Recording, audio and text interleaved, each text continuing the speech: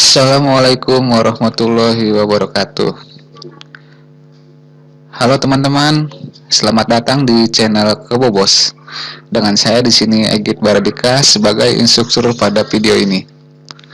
Dan ini video pertama saya yang saya buat tentang sebuah tutorial mengenai pemrograman website. Mungkin kedepannya akan ada banyak lagi video tutorial-tutorial yang lainnya. Maka dari itu, terus ikuti saya di channel Kebobos agar bisa melihat tutorial selanjutnya.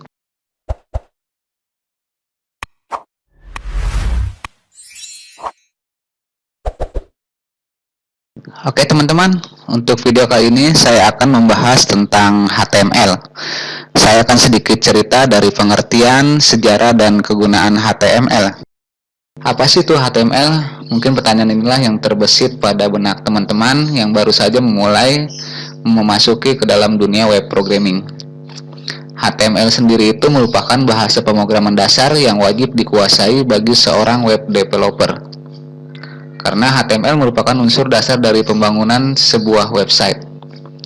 Mungkin jika diibaratkan, HTML itu adalah fondasi pada sebuah rumah atau bangunan, karena bentuk pada halaman website dibuat menggunakan HTML. Nah, untuk pengertian HTML atau Hypertext Markup Language, itu sendiri adalah sebuah bahasa formatting yang digunakan untuk membuat sebuah halaman website. Di dalam dunia pemrograman berbasis website atau web programming, HTML ini menjadi fondasi dasar. Biasanya sebuah file HTML itu disimpan dengan ekstensi .html dan dapat dieksekusi atau diakses menggunakan web browser seperti Google Chrome, Mozilla Firefox, Opera, Safari, dan lain sebagainya. Sebelumnya sudah saya jelaskan ya teman-teman bahwa HTML adalah dasar dari sebuah website. Jadi jika teman-teman ingin membuat sebuah website, tidak cukup hanya menggunakan HTML saja. Di sini kita juga memerlukan bantuan dari CSS, JavaScript, dan PHP untuk membuat sebuah website yang dinamis. Kalau teman-teman membuat halaman website hanya menggunakan HTML saja, maka halaman website tersebut disebut halaman statis. Karena apa? Karena tidak memiliki aksi atau fungsi-fungsi yang dapat mengelola website. Tentu saja seorang developer akan sangat disibukkan dengan mengubah lagi file HTML setiap ingin mengupdate artikel. HTML juga memiliki beberapa elemen yang tersusun dari tag-tag yang memiliki fungsi masing-masing. Seperti tag heading, paragraf, pembuatan form, tombol, list, membuat hyperlink atau link yang menghubungkan antara halaman website, dan banyak lagi lainnya. Sekarang kita memasuki sejarah HTML. Jadi HTML itu pertama kali dibuat oleh tim Berners-Lee yang merupakan fisikawan di lembaga penelitian CERN Swiss. Berners-Lee mempunyai ide atau pemikiran mengenai sistem hypertext berbasis internet. Itu sekitar tahun 1991 ya teman-teman.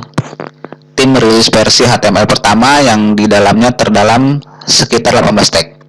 Untuk sekarang, HTML mengalami beberapa pengembangan dari sisi fitur serta informasi yang disajikan hingga versi terbaru, yaitu HTML5.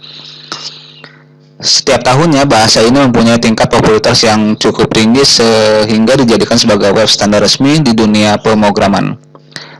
Selanjutnya, HTML juga mengalami tahap perbaikan atau maintenance dan dikembangkan oleh World Wide Web Consortium atau W3C. Pada tahun 2014 merupakan waktu di mana HTML mengalami upgrade yang cukup signifikan dan terdapat fitur semantik untuk memudahkan pengembang website dalam menyusun kode dan memberitahukan makna dari konten tersebut. Itu sejarah singkat dari HTML ya teman-teman. Kini teman-teman kan sudah tahu nih pengertian dari sejarah HTML. Daripada intinya, jika teman-teman ingin membuat semua pemrograman berbasis website, teman-teman harus tahu dasar dari pemrograman tersebut. Ada beberapa kegunaan HTML yang akan digunakan oleh seorang web developer, yaitu yang pertama, membungkus elemen-elemen tertentu sesuai kebutuhan. Yang kedua, membuat heading atau format judul. Yang ketiga, membuat sebuah table. Yang keempat, membuat list. Yang kelima, membuat sebuah paragraf. Yang keenam, membuat form. Yang ketujuh, membuat sebuah tombol. Yang ke-8 membuat huruf tebal. Yang ke-9 membuat huruf miring. Dan yang ke-10 menampilkan gambar dan menampilkan sebuah video. Dari kegunaan tersebut akan berfungsi untuk menyusun kerangka dan struktur halaman website. Kemudian, CSS membantu dalam memberikan tampilan desain meliputi warna, font, outline, dan lain sebagainya. Dan tugas dari bahasa pemrograman JavaScript adalah memberikan sentuhan interaksi untuk memberikan pengalaman yang berbeda kepada user.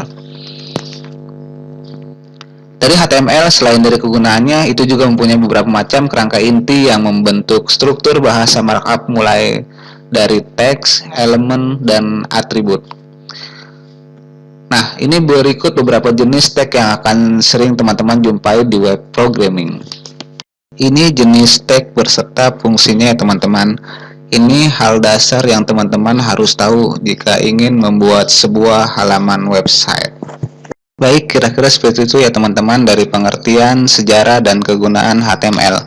Mungkin untuk video kali ini sampai di sini dulu untuk penjelasannya. Dan selanjutnya saya akan melanjutkan penjelasan dari elemen dan atribut, serta memilih teks editor untuk menulis sintak atau kode pemrograman. Mungkin itu saja dari saya. Semoga video ini bermanfaat untuk teman-teman yang ingin belajar pemrograman website. Sekian dan terima kasih. Wassalamualaikum warahmatullahi wabarakatuh.